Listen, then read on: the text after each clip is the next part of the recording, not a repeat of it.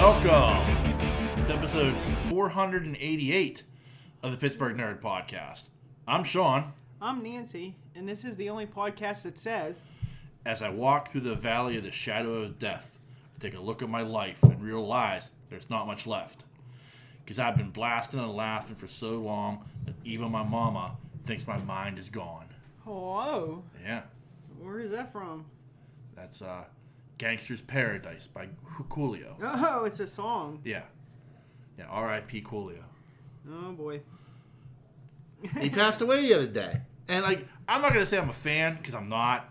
But even I've got to admit, Gangster's Paradise is a banger. Is it? It is. I don't ever remember hearing you listen to it. I'm not somebody who, seeks it out. But it's one of those things, when it comes on, you're like, oh, shit, yeah. What radio station are you listening to that comes on? Back in the days, I go to the club. Back in the day. Back in the day. You old fogey. Yeah. Hey, I'm eyeballing 50. It's right there in front of me right now. I know you're not going to reveal your age, but I am. It don't matter how old I am. You're talking about you. I am. I'm eyeballing 50. I'm a pirate looking at 50. And Big 5-0. Yeah. And Jimmy Buffett took it with much better grace than I am. No, I'm actually kind of fine with it, actually. Oh yeah. Yeah, 40 was the one that fucked me up.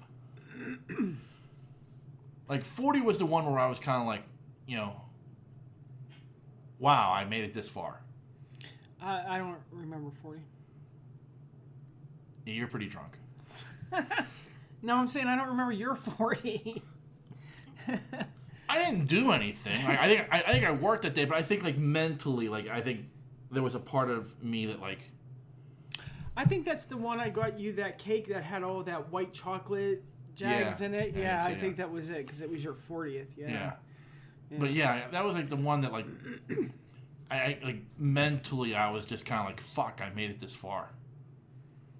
Yeah, 50 is the one that did that to me. I you know me, age has never ever bothered me, but when I started approaching 50, I was yeah, double thinking that age not bothering me thing. I mean, for some reason, it really bothered me that I was turning 50. But after I turned 50, I was like, so I'm 50. Woohoo! Yeah.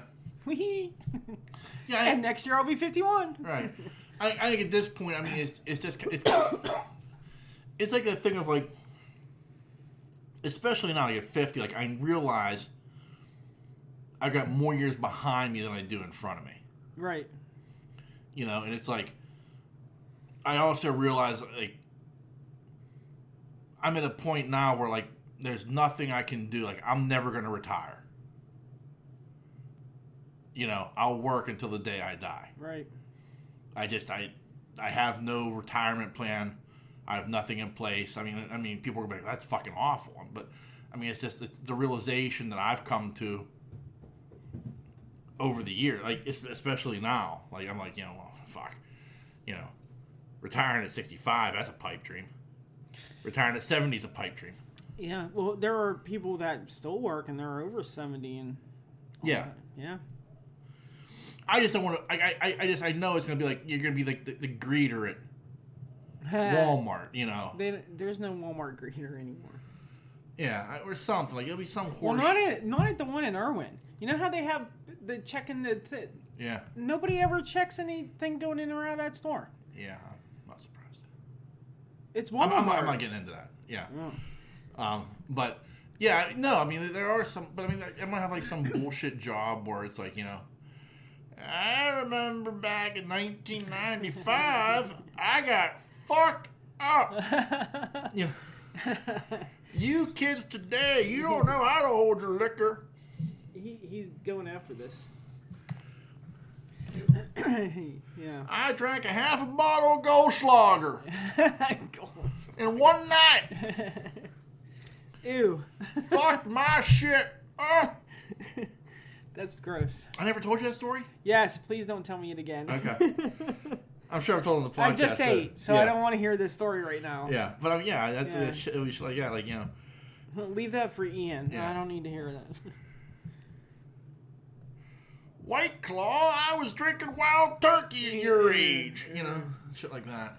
Wild Turkey is forbidden in my family because of my brother-in-law. Yeah. Well, I had a night where I was like, okay, I'll never drink Wild Turkey again. I say that about a lot of things. Yeah. Yeah, I'm questioning seltzers at this point. Yeah. Because of, Well, I mean, when you drink like 20 of them. It was a 12-pack. Okay? It was only 12. Yeah, and you drank them in like 3 hours. Okay, now that I'll agree to. I did do that. You crushed that 12-pack in like 3 hours. And like, even I have to admit, like, as sissy as seltzers are, like, when you drink 12 of them that quickly, they're going to fuck you up. Yeah, I was fucked up. Don't ever do that. Don't do it, man. Yeah. And if you do, get more than 4 hours of sleep. Yeah. Because when I woke up 4 hours later, I know I was still fucking drunk. I was like, what the fuck? And then gradually turned into a hangover. Yeah. And then I finally came home and passed out. Yeah. I was like, fuck it. I got to work tomorrow. Let's go to bed at 5 o'clock at night. Yeah. Yeah. Didn't even think twice about that. You're like, I was like, I'm going to bed. Put up the do not disturb sign and went to bed. I was like, I don't care what happens. I'm sleeping. And if I wouldn't have had to get up, I probably would have slept another 3-4 hours and I would have been just hungover. Right, yeah. But it was a weird hangover though. Like when you have like a liquor hangover, a wine hangover, a beer they're different types. Oh yeah, there are. And this one, it absolutely was a hangover, but it wasn't to the point I couldn't function.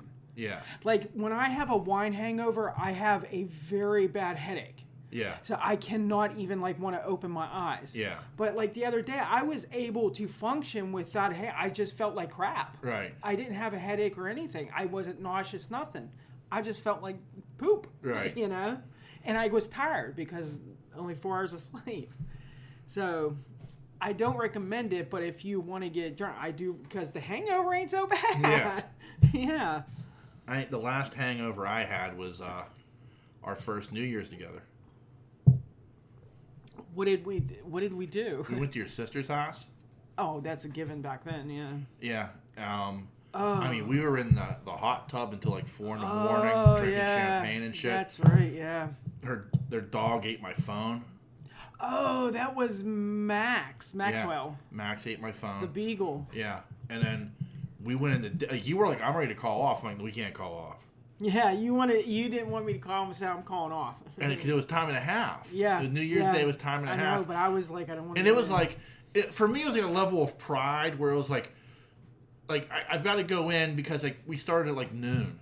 Right. At that, like it wasn't like we were starting at like 8 in the morning. It was like we got to work at noon. Right. We could fucking do this. Yeah. Like we're adults. Right. I could fucking power through this. And I'll never forget that day. I was on a tech call with somebody, and I had them. It was a man. He was an Asian guy. He was an immigrant, and he had an accent. And he was like, I'm giving him the directions, and I told him, like, I need you to disconnect the cable from the cable box and reconnect it. And he's like, okay. And he disappears.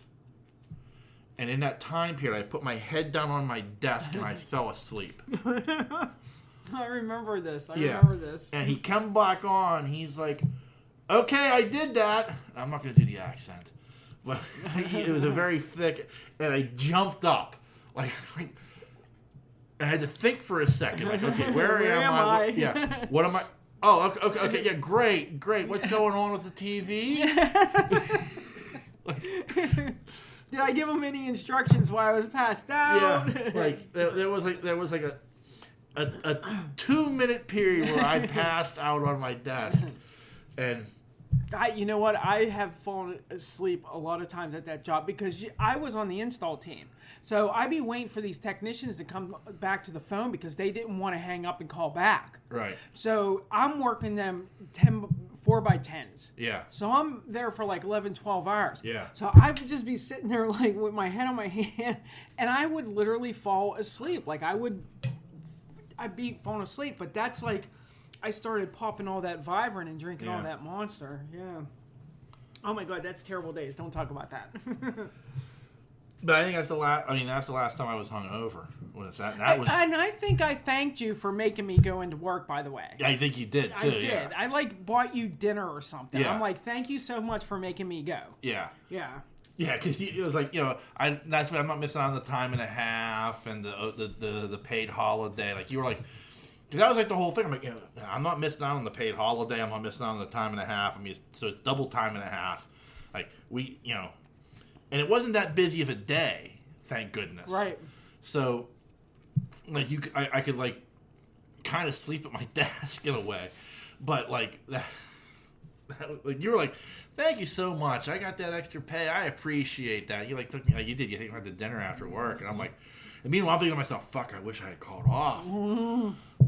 Yeah, but the other reason was because I didn't have to stay and help clean up the mess that year. Yeah, because true. I was always the cleaner upper. Yeah. So it was like, but it became like one of those things where I think that was like one of the last times I really drank. Really? Yeah. God, that's years ago. Yeah. But I mean, think about it. Like, I mean, that was like, because we would go to that bar in Homestead with your sister and all of her bus driver friends, and I'd have a beer or two there. I never got. I get. You guys used to make fun of me because I'd baby my beers. I'm like, well, I'm the fucking one that's driving. But you guys were like, oh, you're showing you need a nipple for that. I'm like, I'm fine. Is this the bar I wiped the Steelers jersey on my? Okay. Yeah. But other than that, like, I mean, I got good and drunk that New Year's Eve. I think the hot tub and the champagne had a great deal to do with it. You didn't drink when we went camping in Maryland? No. At all? At all. As hot as it was? No, I was drinking water and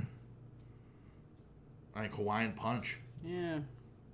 I can honestly say I've only seen you have like 2 beers in the last 10 years, and one you didn't even finish. It was when, maybe not the last 10 years, maybe it was more than that, when the Steelers won the Super Bowl. Yeah. I think that's the whole beer you drank. And when the Penguins won the Stanley Cup and we were at your friend's house, or they were in the finals or something, and it was a Stanley Cup, and you drank half a beer. You didn't even finish the whole thing. It was like a Moosehead or some shit. At Frank and Lindsay's, I think we were at. That was the Super Bowl they lost to the Packers. That's not when you drank a beer. I did. I had 2 beers that night. Was I there? Yeah, you were there because you were sitting like you were. It's the only time I've been to Frank and Lindsay's like new house. Oh, okay. Quote unquote new house. They've been living there for like 10 years, but it's the only time I've been to that house. Then it was Thad's sister's house. That would have been before that because that was Super Bowl because one. Wesley was there because I remember him jumping up and screaming at the TV. He was sitting on a stool. Yeah, well, he was at both of those games. Oh, but the one at Thad's house was Super Bowl 43, and they won that game. Okay. And then there was the one that they lost when we were at Frank's was Super Bowl 45. Okay. But I did drink at the Super Bowl 45. I remember you drinking. But I only had I had 2 beers. Because I don't I hate going But I know you drank when the Penguins won the Stanley Cup. You had a beer. But that would have been.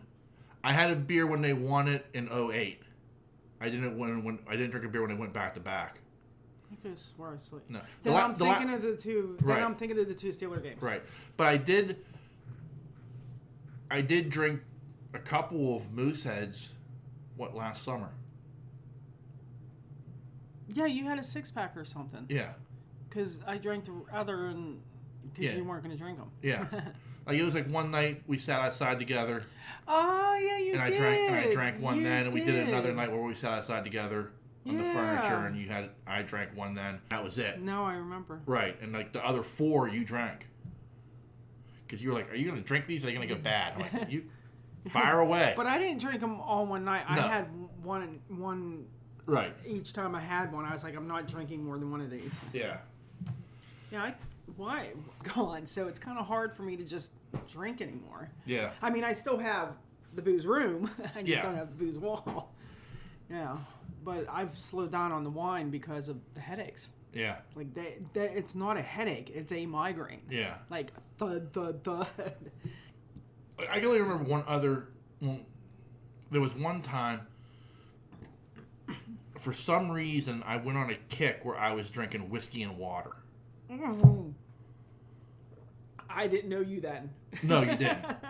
This is because I would have been like, "What is wrong with you?" Because I was like bottom shelf whiskey and water too. Like I was like, what exactly is bottom shelf whiskey? I don't know, but it was like I think I was paying $1.75. Oh my lord!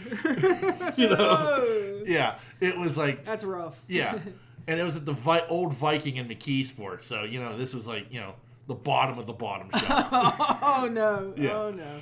And one of those dive bars. Yeah, and I went into work the next day, and like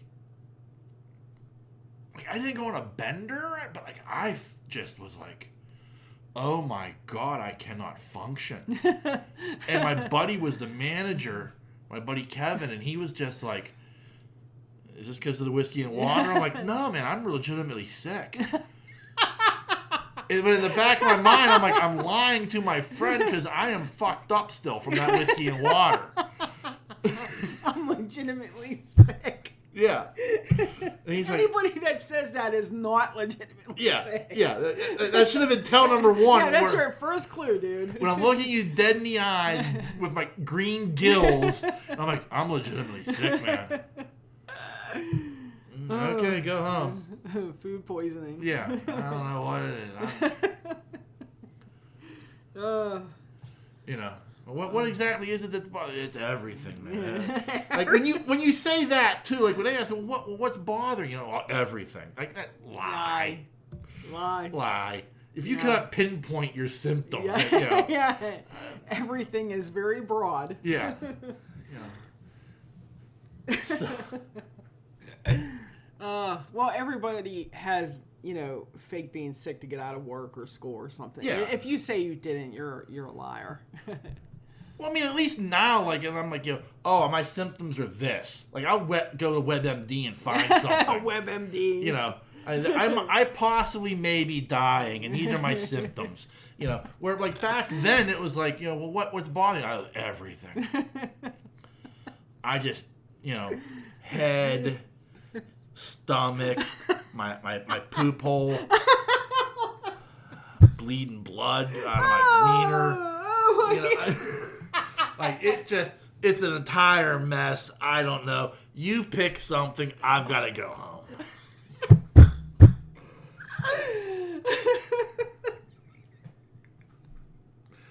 I'm bleeding blood out of my wiener. Yeah.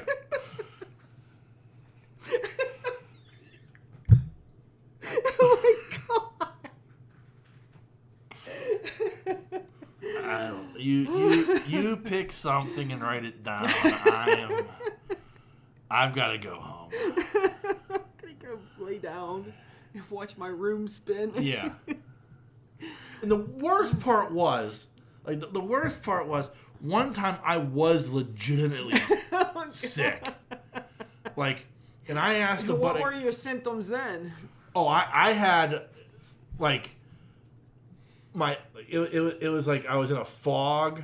My head did, like, I was, like, dying. Was it that time you were in the bathroom? Oh, that time. That's completely different. No, this is back when I worked at Eden Park. And I asked a buddy of mine, I'm like, because he was done at like noon. And I was like, at noon, I'm like, look, I don't normally ask you this, but I am really fucking sick. And I need to go home. Could you cover the rest of my shift? And he looked me dead in the eye and goes, I know you were fucking drinking last night, Sean. No. Oh. And sorry. No, Darby got her. Sorry, Darby got me. Yeah. So, like, I legitimately, like, he, like, I was like, fuck, have I done this too much?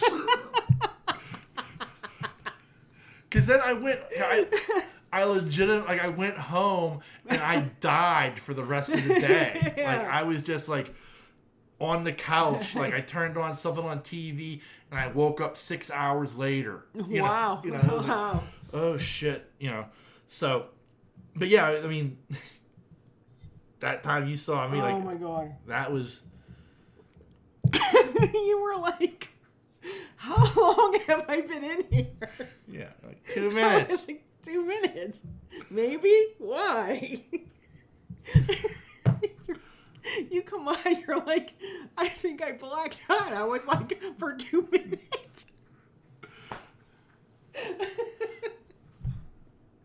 Oh my God, was that like, funny? You were so fucking serious too. You're like, I blacked out. And I'm like, you weren't in there for 2 minutes. But like, what was funny? Because here was the thing. Like, so, like, I was sick, and you were worried about me, and I'm laying on the couch. And I mean, you knew I was sick when I didn't even look up to see Linda Hamilton naked in Terminator. You were sweating buckets.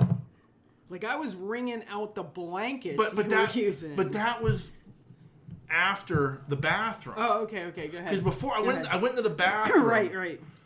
And I sat down on the toilet, and I passed out, and I woke up, and I'm like, oh my God! I was like, I thought I was in the shower. I was so wet. Yeah. You know, and like you could see it like bleeding through my clothes and everything, and like even like where I because we had this in this shitty apartment we lived in, like the wall next to the toilet was like, it was just drywall. It wasn't even like done over or anything. It was just like shitty drywall. So you could see like my imprint on the drywall, like where I had sweated onto the drywall. Yeah. And like I woke up and I'm like, how long was I fucking out? Because it felt like forever. And I'm like, I can't believe she hasn't even checked on me. What the fuck? How am I? She didn't even check on me. And what should have been a, like, to me, like, because this is how fucked up I was, like, what should have been like a pinpointer of, like, you haven't been in here that long was, like, my legs weren't numb. Like, you know, like if you sit on the toilet too long, your legs go numb. Yes. Like, no, my legs felt fine, but like I'm like sitting there going like, I can't believe I have like nobody's come in here. She hasn't checked on me. I'm like, Nancy, how long have I been out here? You've been in there for 2 minutes. The fuck? I come out and you looked at me, you're like, the hell? What happened to you in there? I didn't hear you turn on the shower. And I'm like, I don't know, but I'm laying fuck back down. Like I went in like a cocoon. Like, you know. You did. Actually, if you wouldn't have started to like respond the next day, I was ready to call a fucking ambulance. Yeah. Man. It was that bad. You were bad.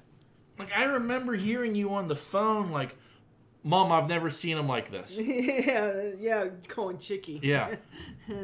But like I like went into like this like sweat cocoon.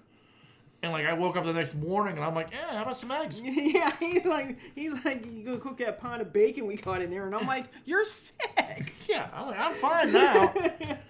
You sweat. It was like a 24-hour sweat box, and you were good. I was like, I mean, I was weak the next day. I was like, you know, because I don't think I ate the day before, and I was like, you know, yeah, fuck, bring it on. I'm ready. I didn't feed you eggs. No. I made you chicken noodle soup. Yeah. Yeah, you're like, you're not getting eggs. I'm like, but I want fucking eggs. I want eggs and bacon. Let's go. I'm sick. Nope. Yeah, I get chicken noodle soup. And I'm like, okay, I fucked that shit up. And oyster crackers. Yeah, and oyster crackers. I made sure I got those. Yeah. I know why you guys like those. I like them because they're available. I like them. I don't like them in my soup. I don't want crackers in my soup. Oh, see, I need crackers in my soup. No. I don't need... People put that in tomato soup, too, and I'm like, stop that. I mean... I'm not a soup person to begin with. The only time I do soup is when I'm sick. So it's not... Yeah, and let's clarify the making of the chicken noodle soup, okay? Because I don't actually make chicken noodles because Sean does not eat it. This is the only chicken noodle soup he'll eat. Go ahead. Condensed Campbell's chicken noodle soup. It like grosses me out even making it. It's just so gross. Delicious. No. No, it's like that Mrs. Grass's thing with the egg. What the hell are you eating? What is that? What? Mrs. Grass's with the egg? I don't know what you're talking about. Chicky used to get it all the time. It comes in a box, and there's a little egg for the flavoring. Oh, okay. And I don't know what that is. No, neither do I. Like, those are not noodles. That's not pasta. You can't convince me of that. Yeah, gross. Soup out of a can in general just grosses me out. Any brand. But yet, like, the 25-cent package of ramen noodles is high cuisine. I stopped eating them years ago. Well, because of the sodium. Well, that and because I read what they do to your insides. Yeah. I'm like, oh. That's scary. Yeah, and there is a lot of... But only if you use the flavoring packets. Right. And I barely ever used half of one. Right. Because I didn't eat mine like normal people eat theirs. No, you don't. But still, it was just like... those noodles can't be any good. No. No. But those ramen noodles I got up there, those are authentic ramen noodles. When I made that ramen noodle bowl, that's authentic ramen. Right. I understand that. I'm just saying, like, those... The ones you can buy, like, you know... Like 4 for $1. No, that's not pasta. No, I mean, like, even like the Chinese are like, yeah, that's not our shit. Yeah, that's, you know, don't feed that to us. Yeah, that offends us. Yeah. You know, so they do have, excuse me, in Asian markets they do have packaged noodles like that, but they don't cook like they cook like that, but they aren't like that. Right, you know, I get that. Consistency in that. Right, I get that, but it's just like people love those 25-cent ramen noodles. College kids particularly, but and the cup of noodles. The cup of noodles, yeah. You know, like, I mean, and I get it because it's like it's uber cheap. Like uber cheap. And 2 packages can fill you up because they just expand as they go down. Right. So it's like I get it, but at the same time, there's like a part of me that's like, you know, come on, man. Like I eat some shit, but I mean, that's bottom of the barrel. As long as you ain't eating Spam, you're good. Well, I haven't had Spam in a very, very long time. There are some times where I'm like, man, I love some Spam and eggs. Don't be cooking out my kitchen. I know. No, I know. No Spam. I will starve. Yeah. Do you have any North Side friends? No.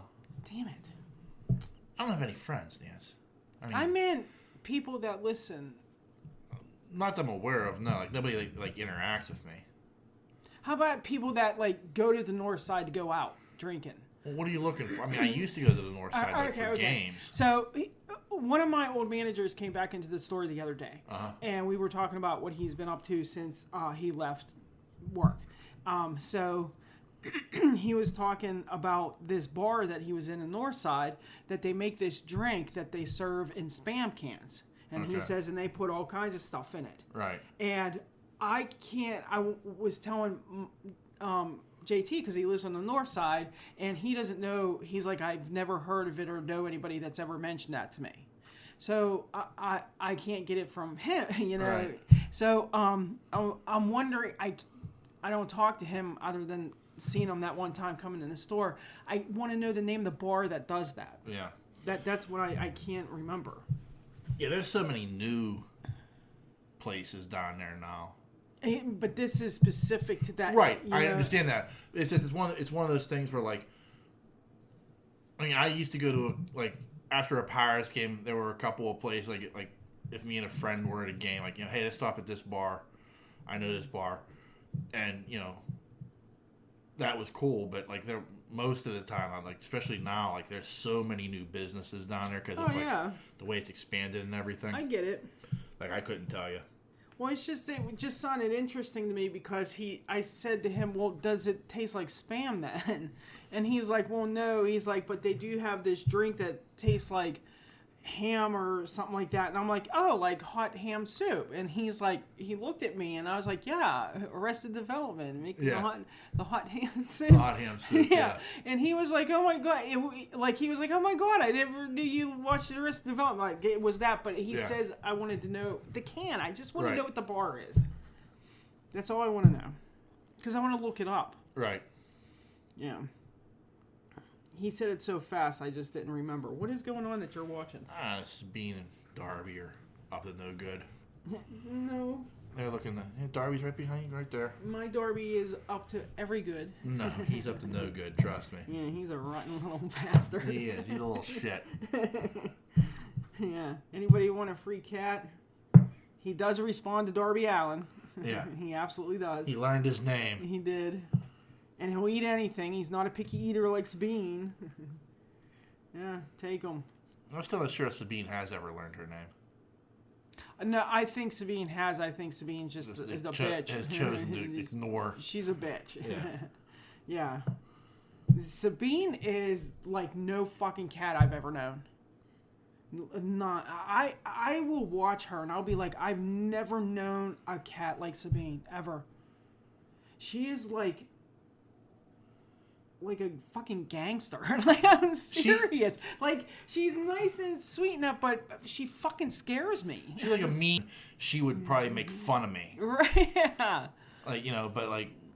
Yeah, she is like a mean girl, but I can see with Darby now. I can see a softer side because she's taken a liking to him, which I didn't think she would.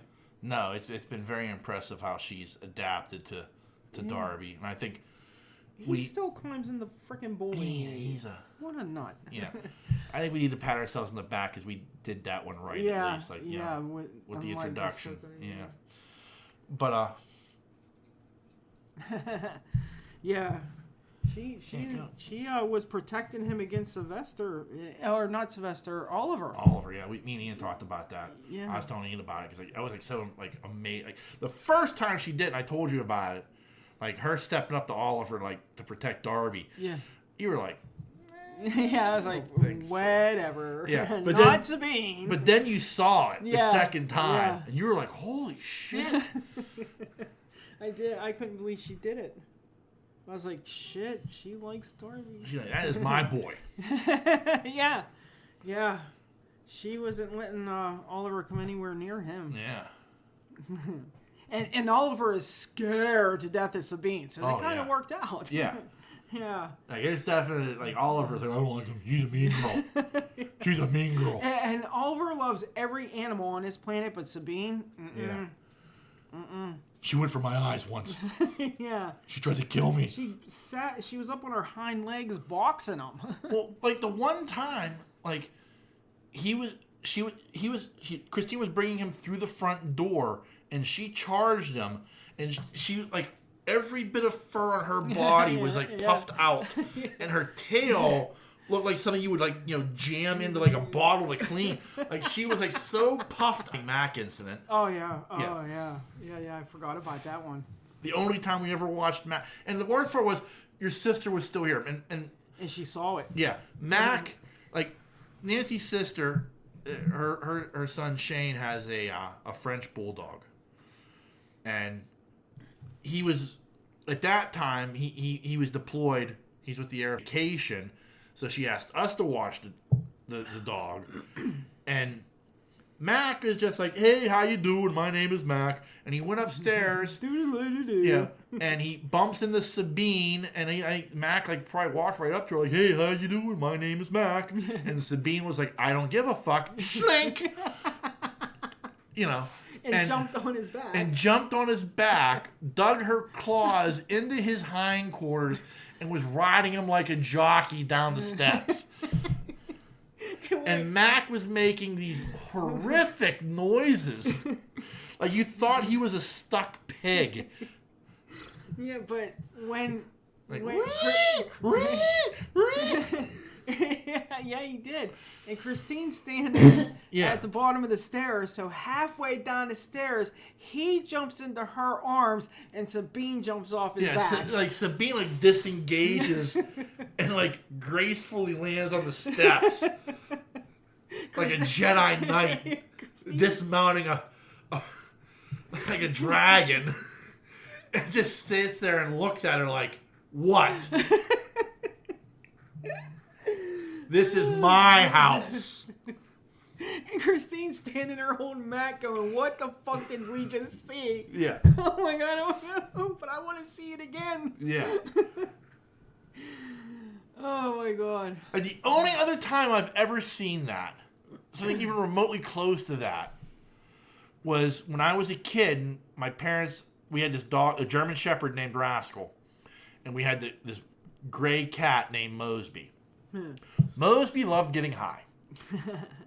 He would take some weed in the face. He enjoyed it. And one time he was a little fucked up, and the cat was sitting on the coffee table, and the dog comes trotting by, and all of a sudden out of nowhere, Mosby jumps on his back, and the dog's like, "Yoip!" And he takes off running with Mosby like riding him like a jockey like this, and the dog goes up the steps. And you can hear the dog running all over the place up the steps, comes running back down the stairs into the living room, runs past the coffee table with Mosby still on his back. Mosby at that point dismounts, jumps on the coffee table, and lays down like nothing happened. Like, I just wanted to see if I could do it. Oh, and what kind of cat? Like, we all just sat there in amazement that, like, this happened. This actually happened. Yeah, like, if I hadn't seen it with my own eyes, you could tell me the story. I'd be like, well, you were kind of high, weren't you, Dad? But I was there to see the action. I was like, wow. I have no words for this. Oh my god, that would have been so funny to say. Almost, I don't want to say it was funny what happened with Mac and Sabine, but I got a chuckle out of it. In hindsight, it was funny, but at the time, because your sister's like, is this dog going to be safe here? Because it's Shane's dog, and nothing can happen to Shane's dog. No, you know, nothing. Nothing. And like, do I need to find other houses? No, he'll be fine. He just learned a lesson right now. Yeah, but you notice we ain't watched him this time. Mac hasn't. Anytime Mac has been back in town, we have not been able to. No. And we've him. watched Oliver and Sylvester several times. Yeah, but Mac, not so much. I'm sure Shane got wind of that conversation and said, "Do not let my aunt watch my dog." Yeah. Yeah, Mac has to be protected at all times. Mac gets to go ahead and hang out with Ava.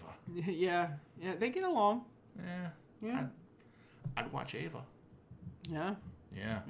That dog is adorable. Yeah, I think she's cute, but I don't want to watch no yappy dog. Oh, all day. I just wanted to run around like that all day. That little that little corgi run. those little legs are going 1,000 miles an hour. It's amazing to watch. I could watch that dog run all day. It was kind of like when Darby was a little kid. Yes, yeah. Those little legs are going 1,000 miles an hour, but he was only going 2. And his ass kept kind of going in front of him. His hind legs were always faster than the front legs. Yeah, it was a sight to see with little Darby. Yeah. Little Darby that fit into a Kleenex box. Yeah. Like a small Kleenex box. A little Darby. Hi. There he is. Hi. He just wanted to be acknowledged. Yeah. He's like, get off me. He's a tribal chief. He's Roman Reigns. Acknowledge me. Oh, God. Ow. Damn him. Yeah. What?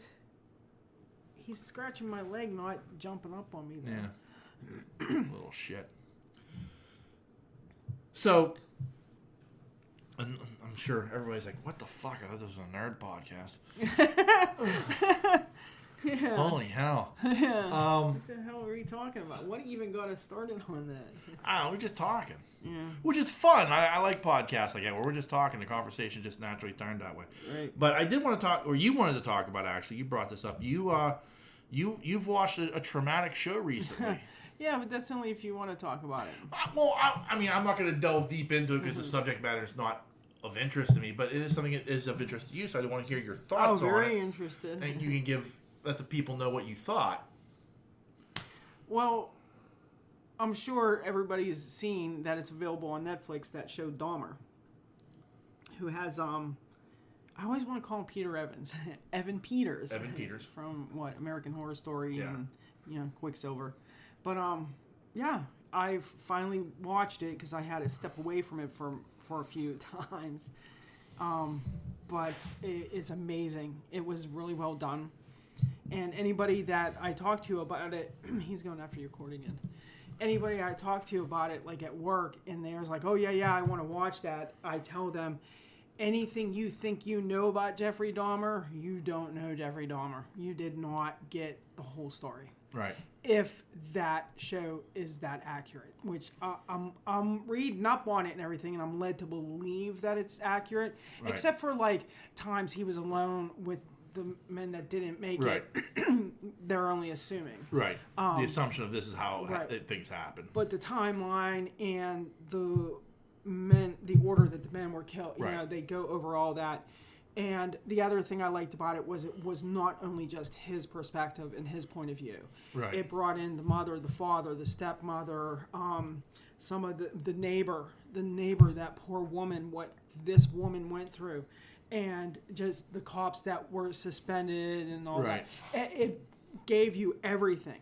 But I did also learn things, and you know me, I watch all this serial killer shit. Right. Like, I'm addicted to it for some reason. Like many middle-aged women are. Right. You know, right. You know, like, it's like, what do you mean you don't have a favorite serial killer?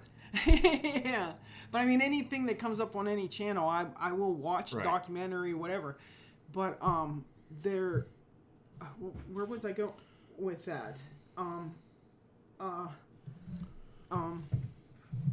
We're good. Okay, all right.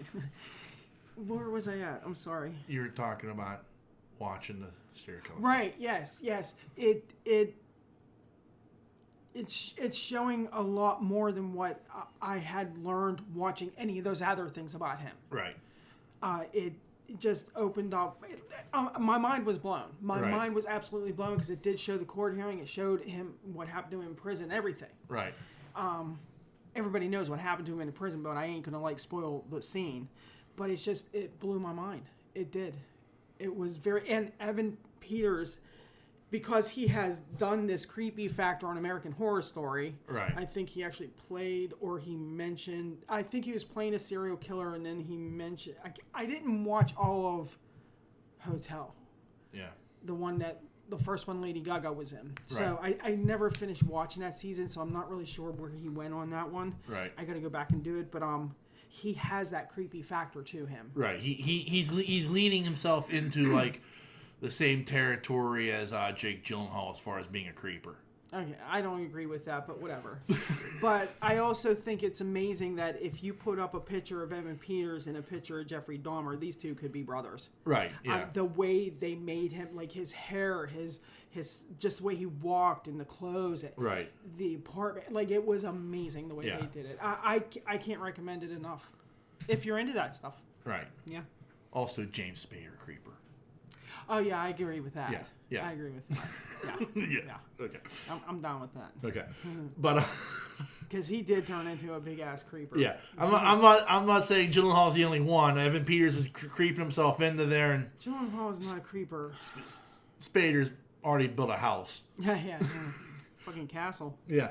But I guess, I mean, and this was done by the same people or somebody who was involved with American Horror Story. Yes. Yeah. Peter Murphy is his name? I can't remember. I always either call him Peter or Steve. I think it's Peter Murphy.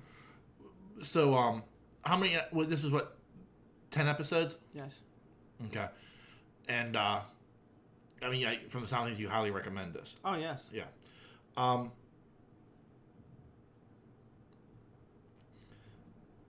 guess the question, like what draws you to that shit? I don't know. I don't know if it's... And I was thinking about that because somebody else mentioned that at work, and they're like, I don't know why I watch this stuff. And I'm like, neither do I. I don't know if it's because we actually grew up when that was happening. Right. But you didn't have any of this information. All you knew is there was a serial killer and that this happened and now he's in prison. Or, I remember the day they fried Bundy. I was in school. Right. It was Friday, Monday, So I just remember all this, and I don't know if it's because now you can really get into what actually did happen and the creepiness factor of this actually did happen. You know what I mean? This is not a story somebody told. This actually happened. Right. like for real. Right, I understand that. I don't know why. It just like, I don't know. But like,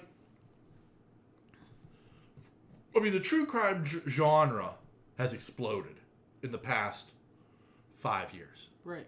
Like, in all honesty, like if you had a true crime podcast, you were making money almost instantly. Oh yeah, that one me and Christine listened to. Yeah, it's all but about I mean, that. Right, but I mean, there's 1,000 of them out there, or 1,000,000 of them out there now. But like, there was a moment where like true crime podcasts were like instant money. Mm-hmm. Like, and Serial, which was done by NPR, kind of set the bar for like what, and I mean, and they were, with the work that they were doing was high level. But it's like this weird thing of like, not only like true crime, but like serial killers in particular. Like, it seems to have like this draw, like, especially with women, that I just don't get at all. Like, I can understand. No, I can't. Like, even like Unsolved Mysteries to me was like that thing. Like, why are we watching this? Like, what's the draw of this? I never really cared for Unsolved Mysteries. Right. But there is this thing where like true crime and serial killers in particular, like, people pick that shit apart. Yeah. But I don't know. I think it, like, I always wondered, like, especially with people like Dahmer, because he actually did eat part of one of his victims.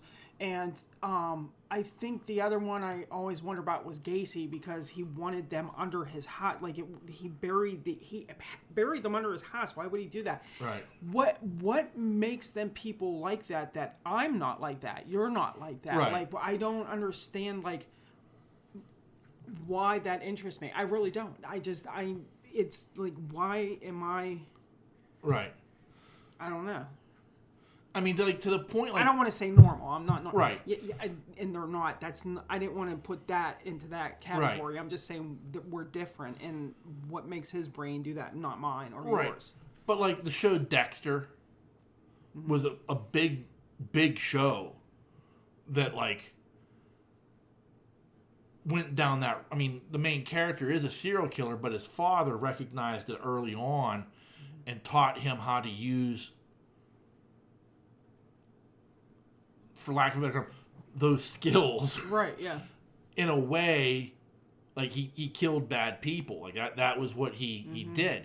And so it was like this thing of like, you know, there was that, and like, you know, like all the documentaries that are out there, you know, like this show, and there have been others. It's like, I don't want to say we celebrate it, but it's like that thing, like, to me at least, it's like, there's no happy ending to this. No. You know what I mean? Like, right.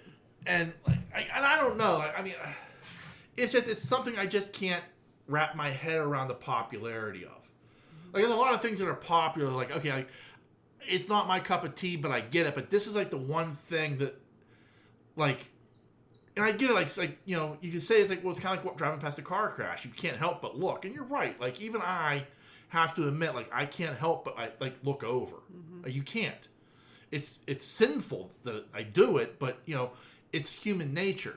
But yet, like, this isn't the car crash you're driving past. Like, this is like, I'm making a decision to be entertained by, right, yeah, these documentaries about these serial, almost like celebrating, yes. Right, yeah. You know, I mean, and I'm sure I'm wrong in my thinking, but that's how it feels to me. Like, right. But on the other hand of that, so you think about that, like, I am addicted to watching stuff like that, but I refuse to watch movies like Hostel or Saw because of the disgustingness of it. Right. Because it's humans torturing humans. But here I am watching this, which was real life. Right. That's the only difference. Right. Why is it okay to watch that? Right. So, right. I guess, I mean, it's an interesting discussion that I don't have the acumen. I'll think about that and maybe have an answer for you next week. Yeah, but before we continue, I'm going to say one thing about the show. It's not a spoiler. It's just something I thought was very interesting, and I looked it up, and it actually is true. Couple facts. One, Dahmer did get baptized in prison. Right. And the day that Dahmer was baptized, they actually put John Wayne Gacy to death. Right. Which was a full eclipse that happened that day. Yeah, that's a weird thing. That is like the weirdest trivia ever. I was like, they put that in there just to, and I looked at, no, those three things did happen on the same day. Yeah. I was like, oh. So it was like Gacy dying with the eclipse, like made him reborn or something. It was like something weird that like, you know what I mean? Like, like they believe happened. Not that it matters now, but I'm just saying. Yeah, like to me, it, like the whole, I'm fascinated by the fascination. Yeah. You know what I mean? Like that's the thing to me. Like it's like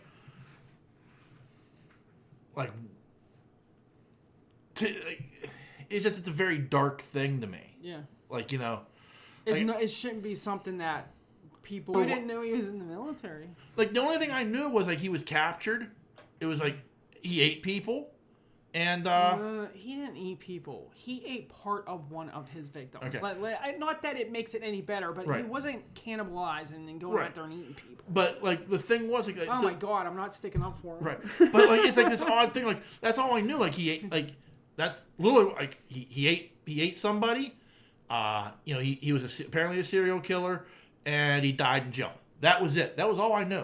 Oh, like I knew a lot more than that. But... like you're like spitting facts out, like, and so you remember this and this, and I'm like, no, like, and I was just hoping they were going to talk about that because I just watched the preview. That's all. Like you were spitting things out of me like it's common knowledge, and I'm like sitting there going like, huh?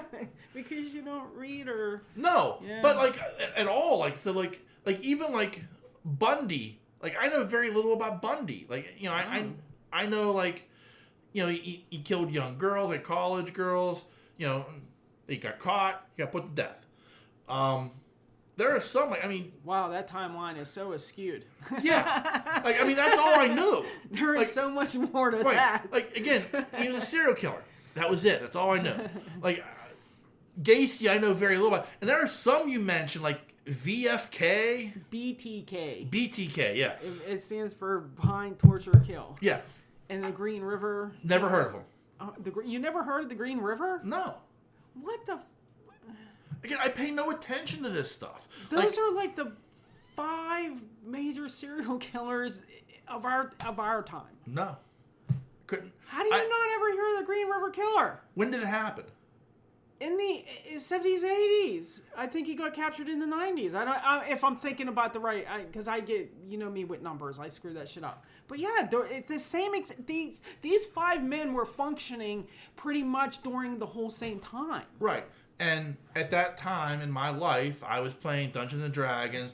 I was watching Robotech cartoons and anime. Well, so was I. But as I got older, you read the newspapers that your parents have laying around. My parents didn't get a newspaper.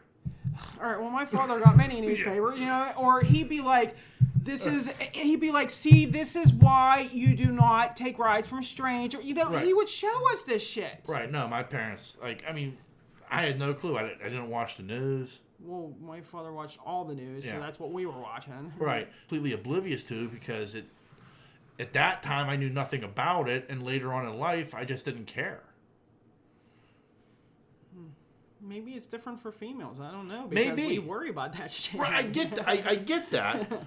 But, I mean, like, it's just... I mean, what's the chances of, in my lifetime, running into a serial killer and knowing or not knowing that, and it actually happening? Right. Zilch. But we worry about shit. Every time I come home, I'm like, okay...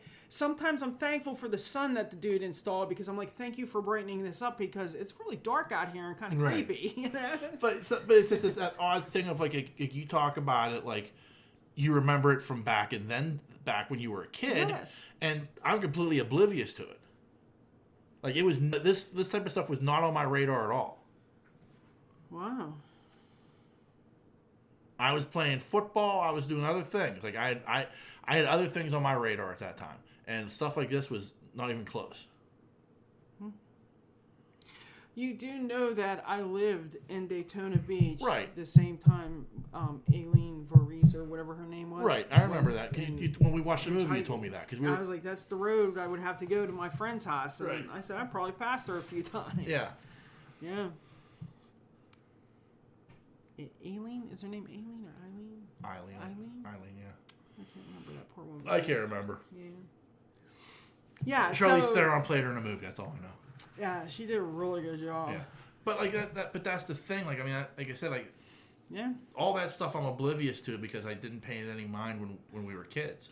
Well, regardless of whether you know or not, I recommend it. Right. Because it is, I'm telling you, it's very, very mind opening. What, like, he was almost normal. And again, I hate using that word, but aren't they all? There were times, if this is accurate, like they say they are, and I'm sure a lot of it was for the movie, or the show.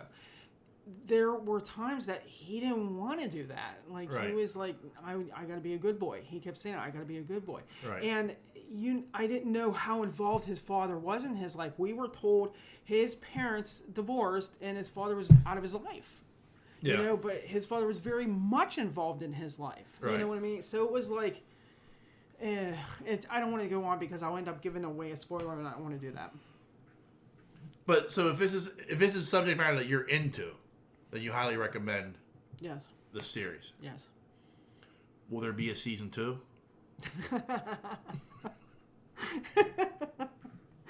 You nerd.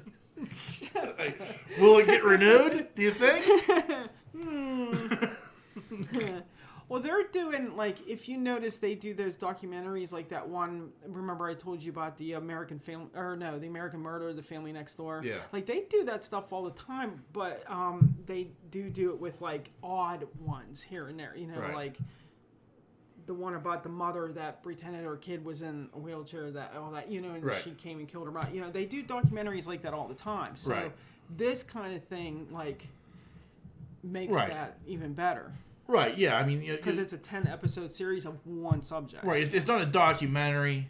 It's a docu-series. A docu-series, yeah, but there are actors portraying the characters. It has scenes and stuff. It's not like a documentary where you're getting first-hand accounts and shit like that. Right. There is, though, one point where they do an actual recording of the neighbor talking to the cops after they gave that kid back to him. Right, yeah, I remember you saying that there was like the 911 calls or whatever. They play the actual phone call. Yeah. So there's that. And at the end, I really liked it. I really liked that they did this.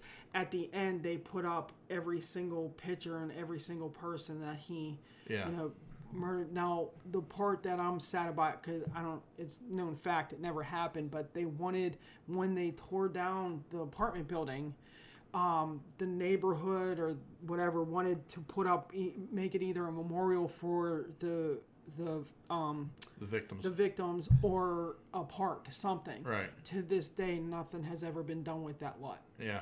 And that's sad. Yeah. They should have a memorial for them victims. Right. You know, I'm voting yes. Okay. Yeah, so that was that was like the sad. I was like sad about that. Like I was sad when I read that. I had heard they never did, but you would think like, okay, now they did it. Yeah. And they, finally ended, them trying to get this done, and you're like, most of the people are going to be gone, and nobody's going to care anymore. Right. But they should, because one of them was 14 years old. Right. He'd still be alive. Right. You know what I mean? So he'd be in the prime of his life. So something should be done for them. Right. I'm just saying. Never mind. I'm off my box. There you go. Yeah.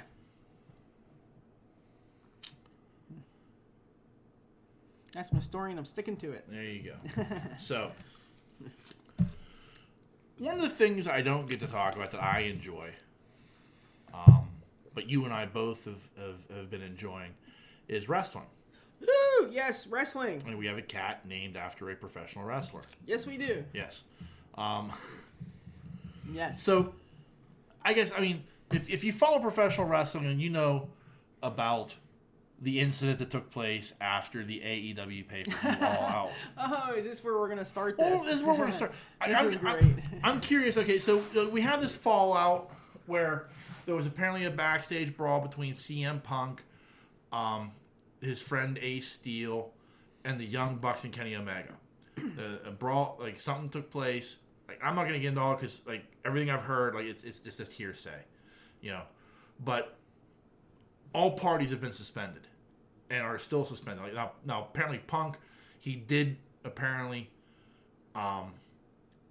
tear his bicep, and he's still suspended even though he wouldn't be able to participate anyway. And the Bucks and Omega have been out. And I guess my first question is, since that incident, what do you think of the AEW product without, like, since that's happened? Like, do you think it's improved? Do you think it's suffered? Do you think it's the same? Like, what do you think of the product?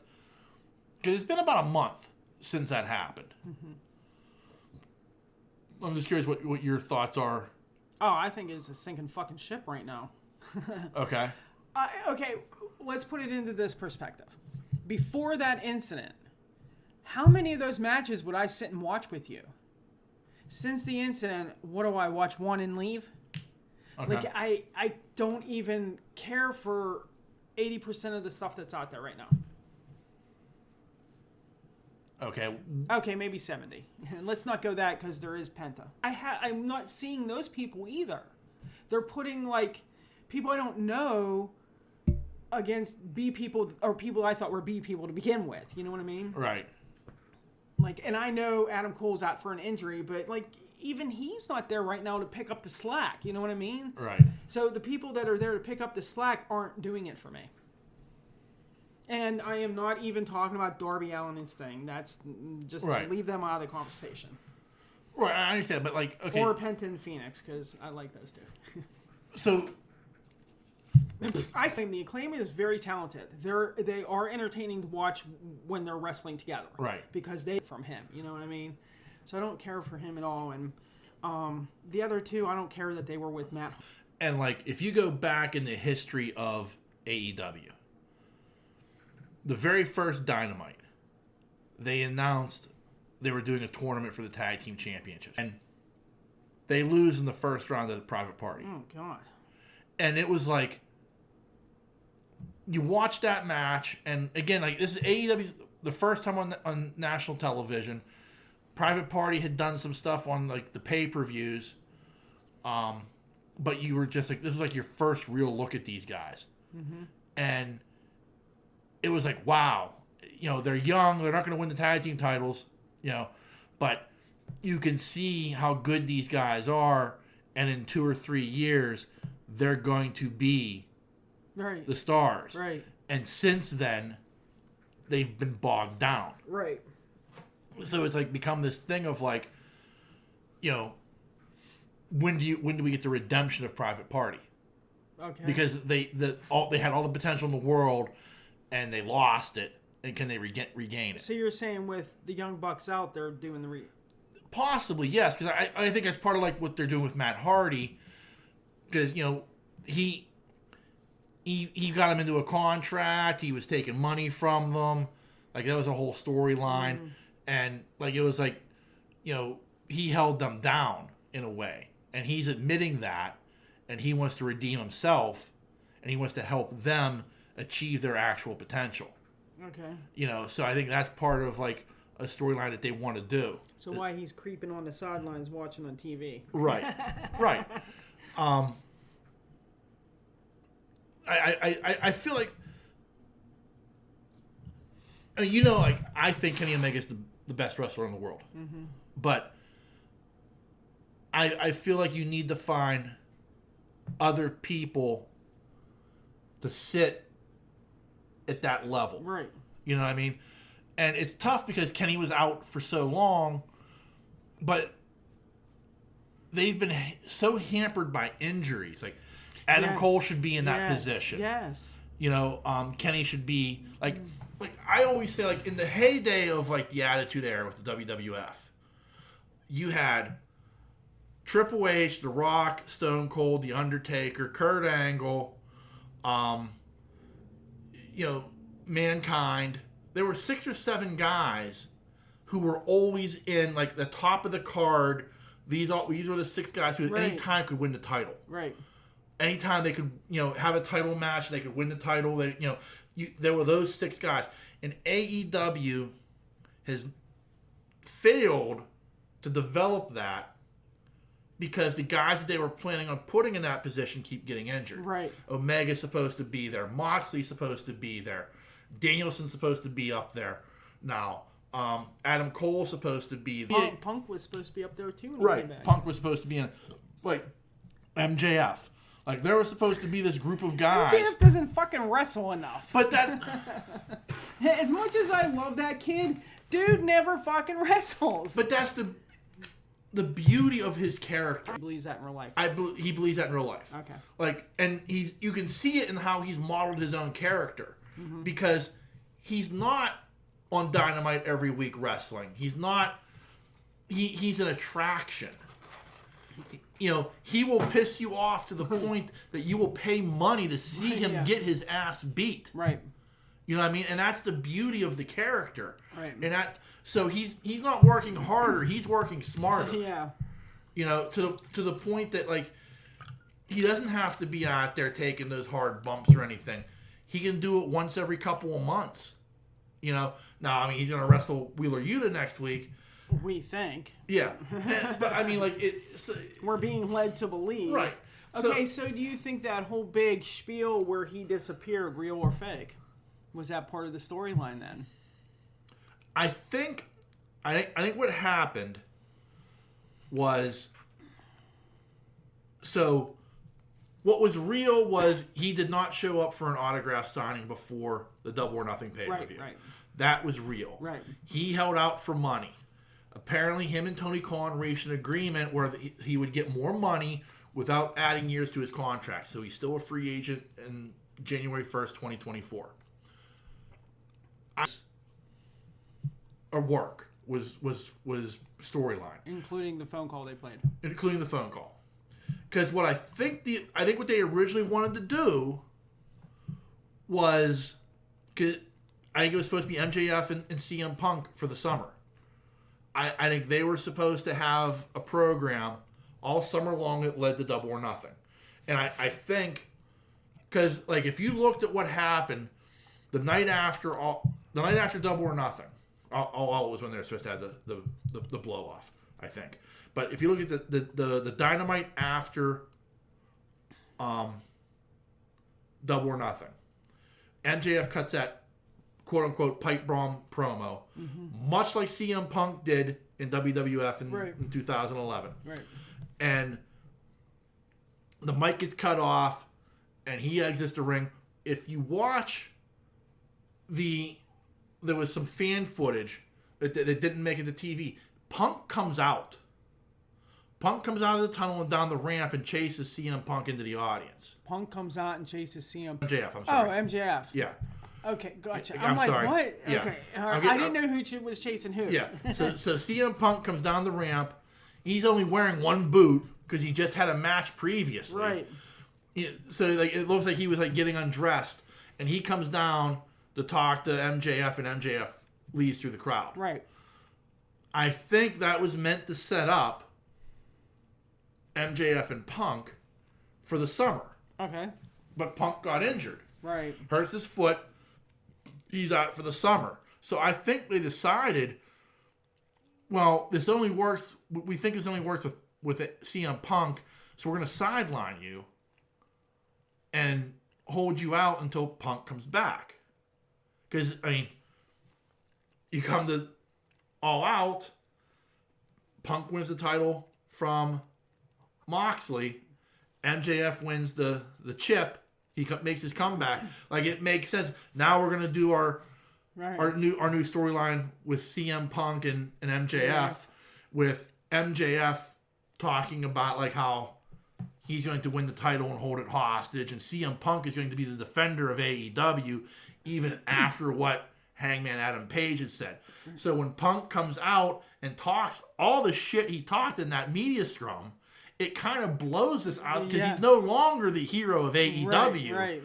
And you almost have now reversed the roles where if it was to have happened, Punk would probably be the villain and people would be rooting for MJF. And even, wouldn't that be a switch? Right. And even like, okay, we don't care if you're going to take the title of WWE as long as you take it off of this guy. Right. You know what I mean? So that's how I honestly thought it would have played out. And after what everything happened, again, you're kind of calling audibles. And I think they thought, well, who's the next guy that you could put in this position to go against MJF? And that's Moxley. Because Moxley... It has to be Moxley. Doesn't he have the belt? Oh, it does. Yeah. But I mean, like, so when you had that tournament, you're saying to yourself, okay, here are the guys we're putting in. Who do we think MJF... Like, who could we put MJF against that we think he would have the best run with? And you have Moxley come out there after winning the tournament, or no, but even before he wins the tournament, after the blowout from the pay-per-view, and he cut that promo about being the heart and soul of AEW. Like, it was like this fantastic promo, and did what it had to do to like reestablish AEW in a post those four guys. Right. And you've put him in a position where like, and MJF even talking about it, I didn't like the guy. I didn't like it. There was no fear in his eyes when he stood in the ring with me. Right. I don't like that. Yeah. And so like you've got a really good dynamic now that you can play off of, and you have the villain in MJF against the hero of AEW. Right. In Moxley. Huh. You think he'll take the belt off him then? I do, yeah. I'm going to say no because every time you tell me a belt's going to get exchanged, you're wrong. I'm usually wrong. Huh. But like the storyline only works if MJF eventually has the belt. Right. Because now it's a ticking clock to January 1st of 2024. How long does he hold the belt? Does he hold it for like 6, 8, 9, 10 months? Like, do you until he's ready to leave? Right. Like, you have like, well, here's like the heroes of AEW trying to take the belt from him, and it's Danielson, it's Moxley, right. It's Hangman Page, it's these guys that you're like, oh, we need a hero, we need a savior. Right. You're our guys, and meanwhile there's Max standing at, on the precipice, ready to, So I think, but like I said, like going back to my original thought, like you have to have that cloud of guys that are right there to take on the champ, right? That you believe can beat the champ, right? And maybe you need like, so you have MJF. Maybe you throw Claudio into that mix, because he's a damn good wrestler. I can't deny that. But I don't like having three guys from one faction drives me nuts. Like maybe you throw Jericho into that mix. But I think what they're doing with Jericho, and I know I'm going to spoil it for you because you didn't watch the end of the show. But like Jericho's going to be the guy who revives Ring of Honor. Oh. Like he came out. It's funny. Like, but the way he's doing it is funny. Like, so he came out. That doesn't surprise me with that. But he wins that match against Bandito, which was a fantastic match. Mm-hmm.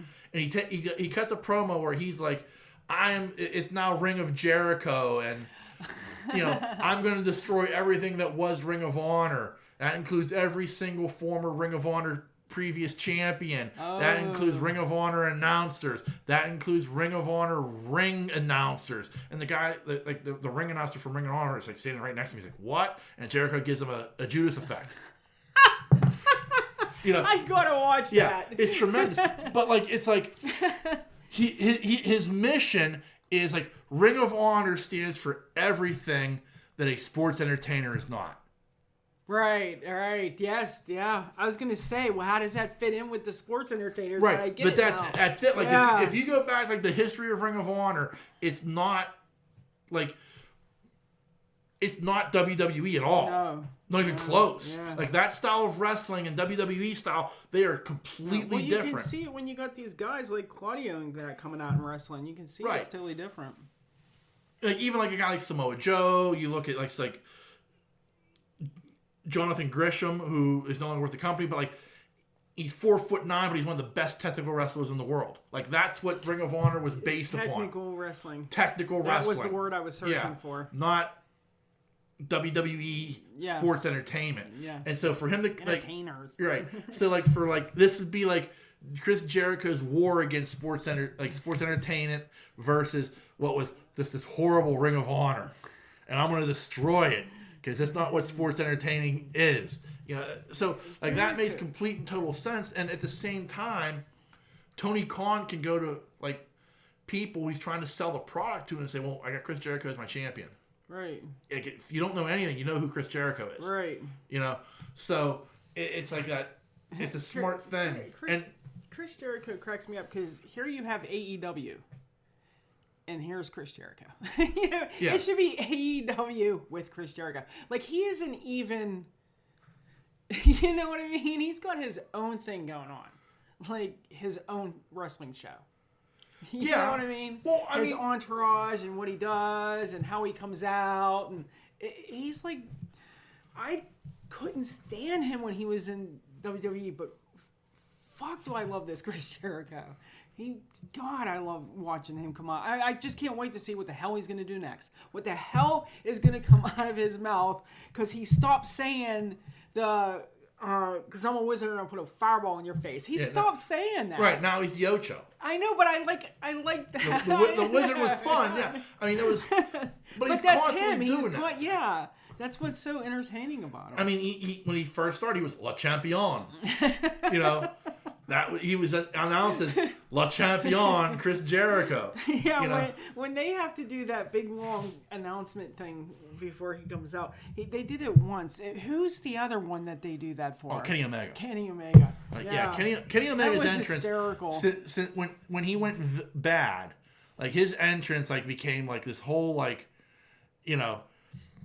And he always has to somehow fit in North Carolina in that. Uh-huh. So Justin Roberts from North Carolina, but like it's always like this, like, you know, Kenny Omega was a champion for X amount of days. He's held several titles in New Japan. You know, like it's this list of accomplishments that are like completely goofy. Yeah. You know, he lives 240 miles from North Carolina. You know, you know, it's funny. Yeah, it is. I think that's what actually made me go, wait, maybe I do like Kenny Omega, because I like shit like that's funny. Yeah, that is actually a good gimmick. Yeah, you know, the whole scissor me thing, not good. I can't even with that. I can't. I can't. When they do that whole scissor me daddy thing and the looks on their faces and shit, I'm just like, fucking weirdos, man. I can't. I gotta look away. But the like, okay. Would you be rooting for the Acclaimed, or would you be rooting for Cool Hand Ange and Daddy Magic? Huh? The two guys from the Jericho Appreciation Society? Oh, God almighty. Oh, no. You mean eyeballs? Eyeball guy, yeah. Why are they wrestling? No. Oh. No, but I'm just saying. I'm just saying, yeah. Oh, my Lord, no. Oh, my God. I would have... just because it's Jericho's dudes, though, I'd have to root for them. Yeah. Because they're with Jericho. Yeah. Protruding eyeball dude. What is his name? Daddy Magic. I can't remember. And Cool Hand One is the one that's always talking on the microphone. Like, not... Yeah. Yeah, the first. He's always the first one. Yeah. Yeah. Yeah, it's Jericho's dudes. I'd have to... That right there trumps anything. Yeah. Yeah, but the other part of it is like, Jeff's not there.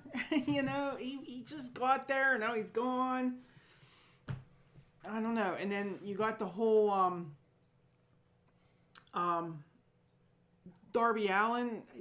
He's there, but then you don't see him for a couple weeks because he's just so brutal to himself. You know, I mean, who knows how long we're going to see him after the staples in the head? I'm thinking a couple more weeks before we see this kid. Next week. That was a couple weeks. Right, but then we'll see him next week. They have the match. I can't remember who they're wrestling, but it's.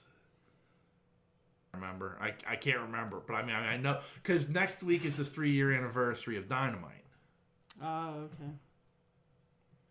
Well, they need to get some good matches on there because most of this stuff, like I said, I only got to see Penta once since the pay-per-view, and that he was in that big brawl thing, so I wasn't really seeing Penta. You know, right. I get to see him every now and then. You know, Phoenix is out there all the time, but where the heck is Penta? You know, now his gimmick's cool. Zero Mero. Yes, I love that. I don't know what it means, but I love it. Zero fear. Zero fear. Yeah. I remember you told me it before. I remember zero. I couldn't remember the fear. Yeah. Yeah. Something about him and Phoenix. That they're just really good freaking wrestlers. Well, they are. I mean, there's no doubt about it. Entertaining as hell. Yeah. I mean, when Phoenix swings through the ropes like he does, I'm just damn it. He makes it look so natural. I think what's more impressive about it, because I mean, like I've seen a lot of guys do that, but the way he comes out of it and into a move, right? Yeah, like you know that's what's impressive to me is like there's no like okay, let me get my footing here. He is out of it and into something. Yeah, you know, where other guys it'd be like okay, let me come out of it and stand and look cool, right? You know, no, him it's like you know out of that and into a cutter. Yeah, like what the fuck? Yeah, there was a reason I'm doing this. Yeah. Yeah, like you got good guys like that should be wrestling more. And I mean, even people like, and I know I don't like him, but I do. Like Dante, he's really entertaining to watch. Orange Cassidy, you don't see him all that often, and he's freaking popular as hell. And then you have Jungle Boy. I haven't seen him in a few episodes either. And I know I'm saying episodes, but you know what I mean. Well, he had the match on. When they were in Arthur Ashe at Grand Slam. Mm-hmm. And then he got attacked by Luchasaurus. So that was the last time I saw him. Right. And like... So I don't like... Like Christian Cage said something once and I don't even remember what that was. Right. It was the 2-hour one because the episode... And I didn't know... I had to pick up the other recording. I thought it just flowed. Yeah. And that was that Christian Cage promo. Right. So, I mean, like they do... I think they try to accomplish too many things at one time. Especially with some people. Like, you know, Orange Cassidy wrestled Pac at Arthur Ashe. Right. And he got hit in the head with a hammer. And that's why they're playing off like, you know, okay, that's why he's not around. So I wonder if it's like, okay, yeah, hey, I need vacation time. That's the other thing too. Like Darby got staples in his head. Why is that kid coming back so fast? Right. He should be taking time off. Right. But like I know Moxley was supposed to be on vacation. Like could he? Well, after All Out, he was supposed to go on vacation, and after everything had happened, I get Tony Khan called him and was like, "Hey, yeah, I know what you're supposed to be doing, but kind of need you here. Yeah, I need you to be a team player. Yeah. So, let me ask you something real quick about Tony Khan. Now, you showed me the whole press conference with Punk and that, so I watched it. Right. And fuck you, Punk, by the way, putting down the Penguins. Yeah. Yeah, and twice too. So fuck you twice. I used to respect the man, but whatever. Anyways, Tony Khan sat there and not only allowed this to happen, but sat there agreeing with the man the whole entire time. Do you believe if maybe he would have pulled Punk back just a little bit, none of this shit would have fucking happened? You know what I mean? Yeah. Like, why did he allow this to fucking happen? This is his goddamn fucking company, and Punk's sitting there talking like it was his. Because Tony Khan wants to be friends with everybody. Like, it's a weird thing to say. Like, Vince McMahon, for all of his faults, he knew how to draw a line between you and the business. Right. And would have never, like, he would have shut, like, I mean, first off, they never did stuff like that during Vince's reign. But even if he did, like, he would have shut that shit down in a heartbeat. Mm-hmm. Like, we do not air our dirty laundry. Right. You know, that shit does not happen. Right. I with Tony, he's in an unenviable position because it's like, I started this company and I started it with the Young Bucks and Kenny Omega and Cody Rhodes. Mm-hmm. You know, these were the people that I brought that I wanted to make this company with. Mm-hmm. And the adult in the room has left. Right. And that was Cody. Right. Apparently. Yeah. Oh, apparently. Yeah. So, I mean, I've always heard CM Punk is a dickhead. Mm-hmm. I've heard that for years. Mm-hmm. I heard that because, like, I was a CM Punk guy. I still am. I shouldn't say I was. I have nothing but the utmost respect for CM Punk. Like, during his WWE run, especially like early on when he was with ECW, the WWE version of ECW. Mm-hmm. If you remember, like, I was like, this dude's amazing. Yeah. He's the future. He had long hair and shit back then. Yeah. It was like, how come this guy isn't in the holding titles and stuff? Like, it was like, that's where I was, and but like, I've heard from people who know people in WWE who've talked about like he is all about him first, mm-hmm. the business second. Whatever's best for CM Punk is what's most important to him, which I understand, but there's also the business. So, like, in this situation, and I mean, the situation is basically, people spreading rumors mm-hmm. and innuendo to, the wrestling, quote unquote, journalists. Right. That shouldn't have been done. Like, you don't do that. Right. The Bucks and Omega are just as guilty of everything that went wrong here as CM Punk is mm-hmm. for throwing the first punch. Right. So, like, everybody's at fault, and CM Punk aired the dirty laundry. And Tony Khan is a guy who's like, well, okay, they're my friends because, they're the EVPs and, they're the guys I started the company with. But, man, I got this cash cow with CM Punk who I love. And, you're right, I should have done something, but I didn't because, I don't know what I'm really doing. Which is true. Like, Tony Khan had, up until the start of AEW, had never worked in the wrestling business before. Oh. He's the son of a billionaire who owns a soccer team in Europe and the Jacksonville Jaguars. Right. His qualifications to run a wrestling company were non-existent. His qualifications to be the guy who books a wrestling show. Because he had the money. Right. It was just about him having the money. So, like, he doesn't know how to separate business from friendship. And at that moment, he needed to separate business from friendship and, like, be like, hey, not now. Like, there's plenty of fault to go around. I agree with you, Phil, but we're not going to talk about that here. We're going to talk about your match against Moxley. We're going to talk about your future as champ. We're not going to talk about dirty laundry here. Right. It should have been shut down. Right. If you want to do that, you can go outside of my building. I'm renting this building. This is my building. Right. You want to talk about it in the parking lot, you feel free. But you're not doing it on my time. Right.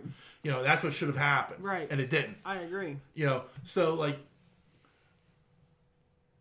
I believe Tony Khan's heart is in the right place as far as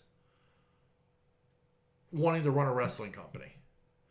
But I've always said he needs somebody else. Like, there has to be an adult in the room. Mm-hmm. He's not it. Mm-hmm. And the Bucks aren't it. Mm-mm. As much as I love Kenny, Kenny's not it. Mm-mm. Punk's not it. Like, there's no adult in the room. And I feel like he needs somebody. Who would you say is the adult that needs to be in the room? Somebody from the old school. Like, like you have to, because the problem becomes this. There was a time when the territories existed back in the 80s where you had plenty of people who had experience booking and working a territory. Like, I can control this. I've done this. You know, you had the Jarrett family. You had the Crockett family, the Gagne family. Like there were all these people all across the country, and even like people like Kevin Sullivan who were booking Florida, Dusty Rhodes who was doing Crockett Promotions. Like you had all these people who had this experience in booking these promotions at a high level. Well, now, since the downfall of the territories, since the shuttering of WCW, there's nobody. In WWE, it's Vince McMahon in a writer's room, or it was, until now, when now it's Triple H. Triple H, he gained his experience with NXT, like with their developmental promotion. He developed the skills at their developmental promotion. You know, so it's that thing of like, there's nobody you can really call on who's not like in their 60s to come and say, I need you to take control. I need you to help me out and be, you know, help me book this, help me get these storylines straight, help me get that locker room straight. What you're relying on now as Tony Khan is you're still saying, well, I'm the booker, I'm the guy who writes the stories, I'm the guy that, you know, has final approval, but I need you, Chris Jericho. I need you, Jon Moxley. I need you, Bryan Danielson, to control the locker room. Right. And why should they? Yeah. I mean, I know Jericho's been a very vocal locker room person. Mm-hmm. He's talked some shit to people in the locker room. But, like, overall, like, that's not his job. No. Like, you know, so you need... So, like, it's like, who do you hire? Well, like, there are guys who, like, maybe a Shane Douglas who did, you know, some promoting and booking when he was in ECW. Like, he would do, like... I was just going to say, how about people from ECW? You never mentioned them. Well, like, I mean, there are some guys, like, I know Tommy Dreamer's done some work. He did some work with the WWE version of ECW. And I think he does work with Impact. I know Shane Douglas, he's running his own promotion in West Virginia. But, I mean, you know, I'm not quite sure how much experience that gives him. Mm-hmm.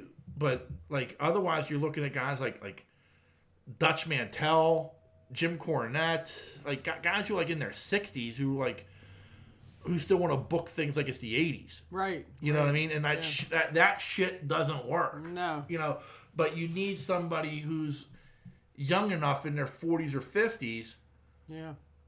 That's out of that last generation, but still understands the new generation to a point. Yeah. That can work with them and, you know, but has their respect too. Right. Like, if you brought in a guy like Dutch Mantel, I mean, half the guys in the locker room aren't going to know who he is. Mm-hmm. Like, I'm saying his name, and you probably don't know who he is. No idea. But I remember him from the 80s, like in the NWA. Right. You know, so I mean, there are guys that can do it, but it's like there's nobody. Because of the death of the territories, because of, like, there was no other promotion really rivaling the WWE. Like, you could say TNA did for a while. But if you look at who they were relying on Jim Cornette. They were relying on Eric Bischoff. They were relying on people who were from that previous generation. That, you know, I wouldn't want to have them in my building now. Not Bischoff. Eric Bischoff is interesting. Mm-mm.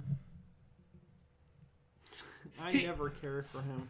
But, like, I mean, he's interesting from the aspect of, like, I've enjoyed, like, he does a podcast called 83 Weeks.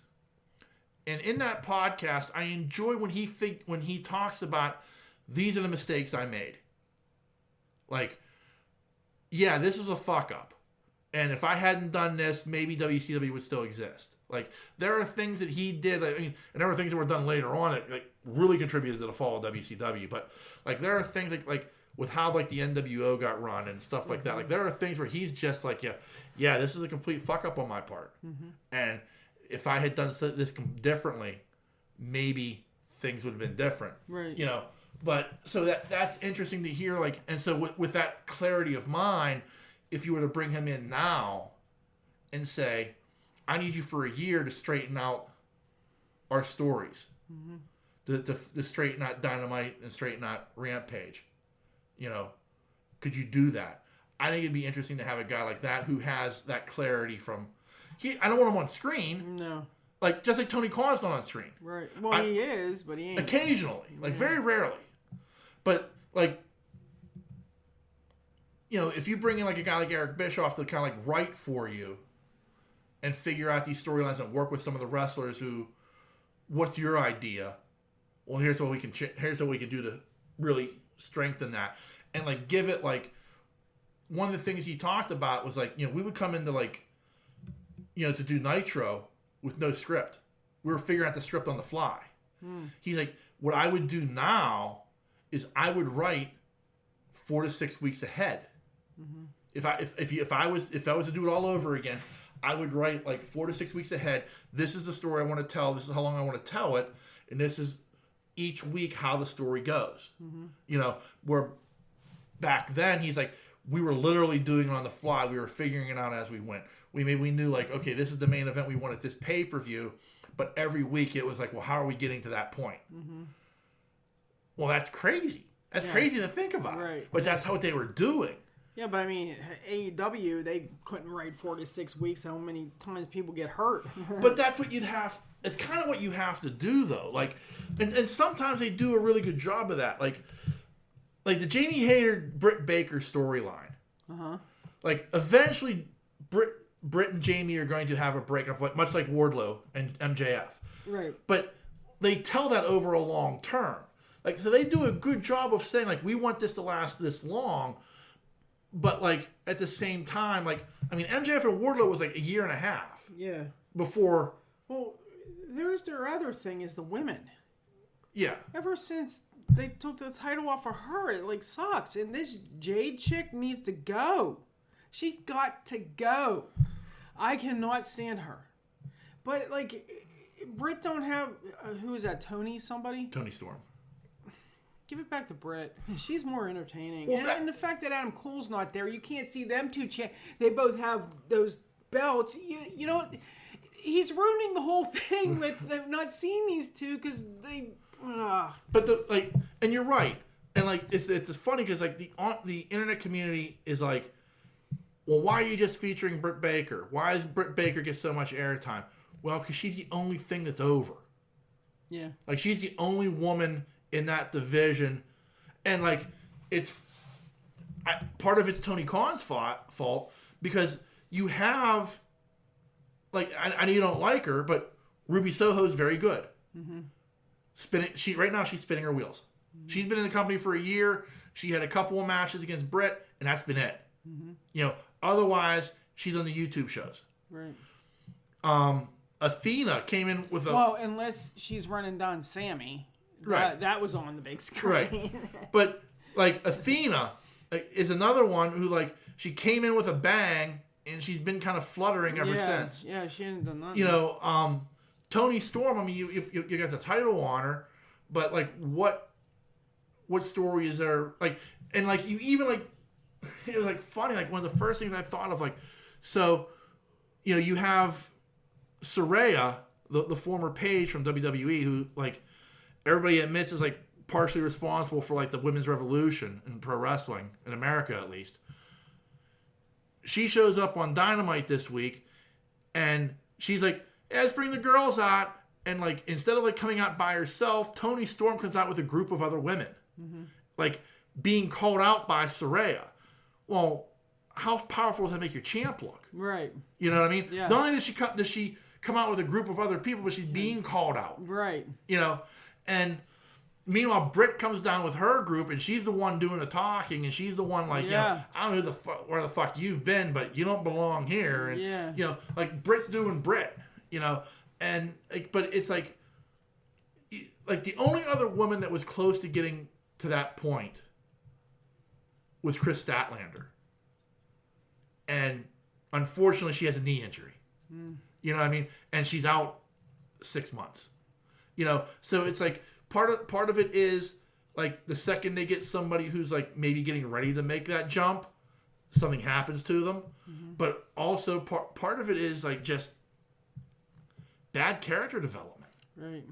And I don't know, like, short of like just having an entire show just for the women, I don't know how you get around that, because like they're doing like, you know, you get one women's match a night, two a week. You know, on Dark and Elevation, the YouTube shows, they do have 3 or 4 women's matches at a time. But again, unless you're watching the YouTube show, which I'm not, you know, I don't see these developments. I don't see these, you know, these matches. So, and sometimes they bring people up, like they did a couple weeks with those guys, the Trust Busters. Right. Like yeah. we were both like, who the fuck are these guys? Yeah. Well, they were on YouTube. Right. Well, we don't know. Yeah. And they do no service of like, well, this is what they've been up to. This is what's been going on. Right. They don't give you an update or like a 30-second video package even to like introduce you to these people. Right. It's like, oh yeah, here's the Trust Busters. You know who they are, right? Yeah. Well, no, I don't. No. You know, so it's shit. But like, when the announcers are talking to them, like they're on there every week, you're like, they brought up Mira Shavir. I was like, who the fuck is this? Like, oh yeah, she's unbeaten, and you know, she's a force to be reckoned with. I'm like, oh, I don't know who the fuck she is. Right. You're just telling me this. Like, I need some information. You know, they do a horrible job of stuff like that. Right. And they assume you just know, like, you know, and there's a large portion of their audience that does, because that's all they do. Well, I hate to break it to you, I do watch other shit. Right. I'm not just like I have time for 3 hours of wrestling a week. You know, I mean, I don't even watch Raw or SmackDown. Like, I'll probably start watching Raw again when Cody comes back. But like, I'm not taking the time to like watch those shows. I catch the clips on YouTube.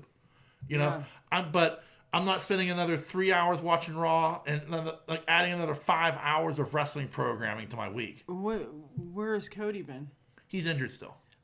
Jesus Christ, with the freaking injuries with these people. I mean, I showed you, he tore that pec. Oh, yeah. That's a 6 to 9 month injury. Oh, is that the one? Yeah. Oh, God, that seems so long ago. I know. Show me that. But I know, but that's it's why like, I was like, he's hurt again? Yeah, no, he's still hurt from the original injury. Oh, I didn't know that. Yeah. Wow, that was a while ago. Yeah. Yeah, that looked awful. But I will say this much. Like, from what I've seen of WWE, since Vince has retired and Triple H is in charge, it is better. Okay. I know you're like giving me that blank look like I don't care. I don't like Triple H. I never did. Right, but like I was rooting for Test. I'm sorry. Rest in peace. I was rooting for Test back then. But like here's like, again, he's not an on-screen character anymore. But he's the guy running the biz. Like I know. I don't know anybody anymore. Right. And all my favorite ones are over on AEW anyways. Right. So. But it's that thing of like, again, like their problem was they had Roman Reigns, and they've built him into this monster of their champion, and nobody that you could believe could beat him. Like that was their problem under Vince. That leaves nobody. Right. And that's the problem. Like you were like, who can beat this guy? And you were like, when Cody comes along, you're like, oh, okay, maybe Cody can, because you know they're building him up in those 3 months that he was active. Right. And you thought, okay, Cody's the guy. You know, he's the guy who's going to do it. But since Triple H has taken charge, he has changed the landscape, and you now believe there are guys who can beat him. Like he's taken some of their top guys who, like, you thought, like, oh, I mean, Roman's already destroyed him, and he's already destroyed him, and he's turned them into. Right. Like, okay, I believe this guy could possibly win a match against Roman Reigns. Right. And, you know, there are guys like there's a guy named Kevin Owens who, like, when Triple H had him in NXT, he was phenomenal. When he came up from NXT, he was phenomenal. But then Vince got tired of him, and he turned into, like, this clown. Mm-hmm. Well, now he's back to being a badass. Mm-hmm. Like, Triple H has quickly changed him back into, like, being, like, a joke, into being a legitimate, like, oh, that guy's scary and could win. All right, well, I have a question. What's the difference between Cody the American Dream and Cody the American Nightmare?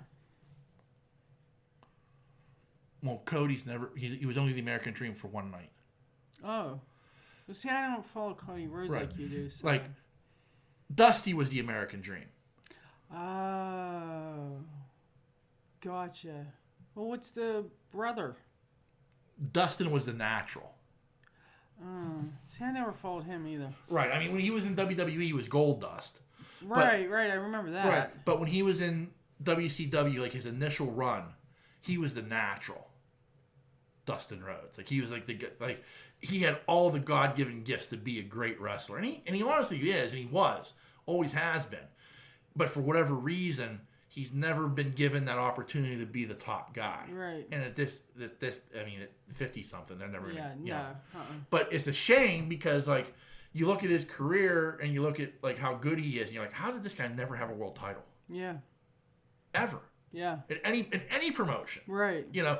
So... That's like one of those weird things about him, but like he was the Natural, and then like when Cody came up through WWE, you know, he was like dashing Cody Rhodes and stuff like that. Mm-hmm. It wasn't until he left WWE and after his father died that he became like he always felt like he's talked about like I always felt like I was in Dusty's shadow. Mm-hmm. Well, what's the opposite of the American Dream? Well, the American Nightmare. Right. That was me. I wanted to be everything that Dusty wasn't. Okay. You know, and it's only been recently that he's come around to, like, embracing the legacy of... not that he never did, but I think it's more along the lines of, like, now he's like, I've come to peace with... I'm the son of Dusty Rhodes. Mm-hmm. Where before, I was like, how do I outperform being the son of Dusty Rhodes? You know? Right. And I don't want to just be the son of Dusty Rhodes, but now he's kind of embraced it a bit, and especially with like his WWE run, he cut the promo about like in 1974, that's my dad holding the then WWF title, mm-hmm. and he could because he won by countout, he couldn't leave with the belt. He wasn't the champion, and I always wanted to give my dad the it's his whole speech. And if I can't give it to the American Dream, then I can wear it as the American Nightmare. And there was like this really great like promo that he cut about like being Dusty's son, embracing that, but also this is why I'm here. I'm here to finally fulfill the Rhodes legacy of winning that belt. Right. Which is kind of cool. Now, did they have a son? Who? Cody and his wife. No, they have a daughter. Oh. Liberty. Oh my God. It's weird that I know that. Yeah. Do you remember that, Liberty? No. Don't you remember on My Name is Earl? Her half sister, Liberty? Oh, yeah. Yeah, and she was a wrestler? Yeah, that's right, yeah. Yeah. I wonder if that's where they got that. I doubt it, but... Because Joy ended up in the ring with her to prove to her that, Yeah, that's weird. Yeah. All right, well, we've gone on for quite some time. Yeah. Is there anything you'd like to add to the proceedings there? No, thank you for asking me for being... Well, for stepping in, I didn't know I was doing today as well. Right. Well, Ian is apparently extremely sick, and get well soon. Get well soon. That's why Nancy's in today, and she'll be in next week because Ian is supposed to be at New York Comic Con. So in a couple weeks, we'll have boots on the ground reports from New York Comic Con with Ian, which will be exciting. It's a big show. But do remember there are a number of different ways you can reach out and touch us.